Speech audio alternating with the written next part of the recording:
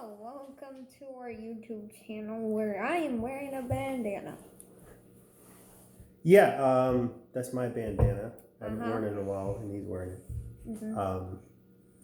Comment down below if you think I look good in the bandana. You do. You do look good. Hey, so we're actually here to do another film review. This one is on Willow. I think it was made in like 85, 80. I forgot when it was made, but it was actually. Do you need to get something? No, I was like, let's go figure out. Yeah, maybe we should have done some research before we started the video. That would have been good. No, it was actually the first movie I saw in theaters, and I loved it. I think I was 5 years old when I saw it in theaters. So that must have been really disappointing. No, it was great. No, it's a really good fantasy adventure movie, because the reason I like it is the pacing. They never stay too long in one place. They start in the castle, and then they have the woman in the wilderness, taking care of the baby. And they go to the Willow's farm, and then I forgot what they call them in the movie. They call regular humans dakinis, or something like that. Yeah, so they go to there, and then they're traveling to the crossroads. So I think it's good pacing, and to me, it never gets boring because they never stay in one place too long. I think maybe the longest they stay in any one place was like the final battle where they're almost doing like a Home Alone thing in the castle. And set up a bunch of food traps. Well, what are your thoughts on the film? What do you like about it? It was a good movie, but there are some dumb, just like really dumb plot holes in it. Okay, elaborate. And the first one is that the woman just like takes the baby and then just runs out of the castle, and like, how did they let her get away? Well, okay, so if you don't know, there's some prophecy about a baby that's supposed to come and do some things, right? So they finally find this baby, and they're like, "Go get the queen. Don't let the baby out of your sight." And then the handmaiden just picks her up, and then they walk past her in the hallway, and she's holding the baby. It's obvious she's holding the baby, and she just does that, and apparently that works. Yeah, and then they just think it's a different baby. And then she goes out the castle, and she gets really far away, and they send dogs. I don't know. Don't get too lost in the weeds. It is a plot hole, but it is a fantasy movie too. They have brownies and fairies and stuff like that, which there might be brownies and fairies in real life. We don't know. But anyway, maybe talk about some of the characters. Obviously, Willow. Okay, one, I do not... If fairies are in real life, I do not want Navi. Please, God help me if I have to deal with Navi. What's Navi? Who's Navi?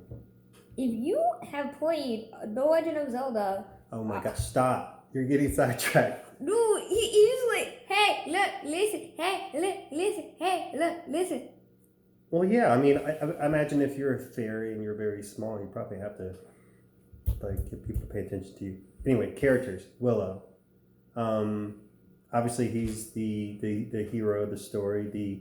I guess you would say the main character. Main character, but he's protagonist. Yeah, the kind of everyday hero kind of thing that's called to a higher purpose type thing. Like Link. Mm-hmm. Yeah. What was Link before he was called? Or actually, I don't know any Zelda lore, so I don't want to even get sidetracked on that. Oh yeah. But Val Kilmer's in it. He's a good actor. Plays Mad Mardigan. Which it's kind of weird how they introduce his characters, because he's in a cage, and then his teeth are all crazy. And then the next morning, he's just cleaning his teeth with a rag. And his teeth are all better all of a sudden. But I think it's funny what they do to kind of introduce his character, because they had some other soldier march by, and he's like, "Oh, Mad Mardigan!" And there's supposed to be like this elaborate backstory that you're supposed to assume. I always hate that in films. I think it's a lazy way to. You.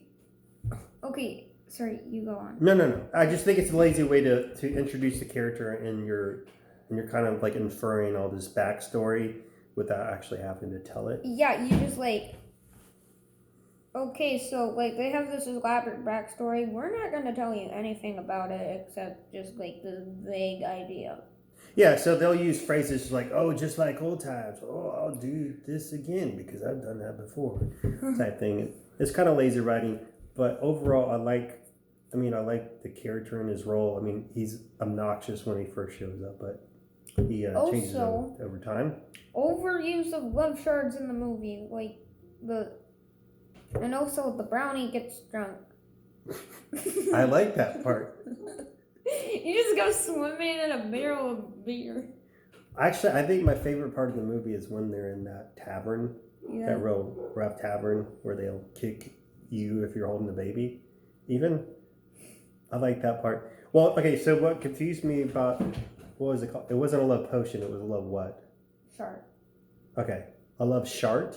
Shard. I don't love that makes more sense. I don't want to love shard. I don't want to love shark. Right. That's why Cupid was on steroids. A love shark would be like, I could just eat you up. But anyway, shut up. I don't get the rules of the love shard because Mad Mardigan gets hit with it, and he sees like the brownies and Willow and the bird. And the bird. I mean, you'd think he would have fallen in love with one of them. So I don't understand like the rules of it. It's maybe the rules are it has to be your own. Whatever forwards the plot point. That's the rules. Yes, like. Well, why does he not fall in love with Willow or the brownies or the bird? She's a girl. I don't know. all four of those options would have been awkward. Yes. Really awkward. Yes. Like, especially falling in love with the brownie. I mean, they fit in your pocket. Whatever. But you would have to. Oh, two things. What? So 2 things. What did you think about the scene where they use this shield as a bobsled to go downhill? I've seen that so many times before in fantasy movies. And yeah, but I really liked it, and I think they did it well. And they had some like ice tunnels. I thought that was cool. Also, at the end, man, as a child, those the trolls at the end really freaked me out. So don't kill a troll and then it's like a Hydra brain thing. Don't put that in water because then it becomes a Hydra. Why does that happen? I don't know. Never seen that in a fantasy movie before. That was lazy writing. Okay, this is gonna forward the plot. Has that been shown in like any like medieval war stuff? No, but it will be cool. Well, to be fair, I don't know if there's like really any uniformed lore about all that stuff. I mean, even if you're researching it on the internet, you're reading different things. Yeah, but like in Greek mythology, like there's war in Roman, and then like there's all the monsters have like.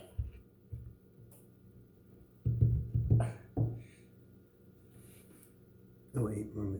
What? Are you finished? I was just checking the time. Oh. Okay. What are you thinking about?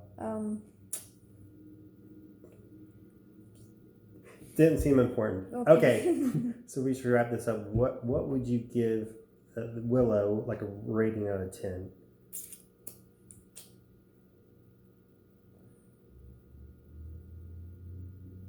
Six out of 10 brownies.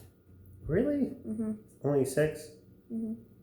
I'll give it an 8.5, and it probably gets a bump because of nostalgia.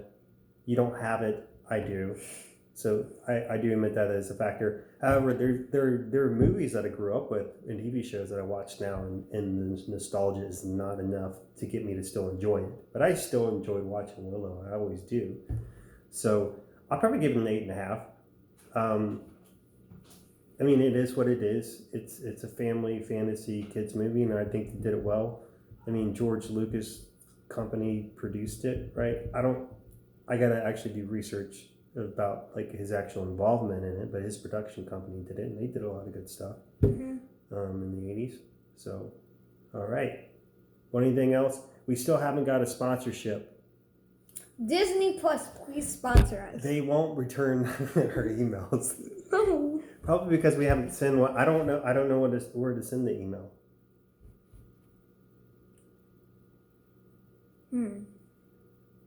Send it to National Geographic, Fox, Disney, Pixar, and a whole other handful. At this point, we'll take a sponsorship from anyone.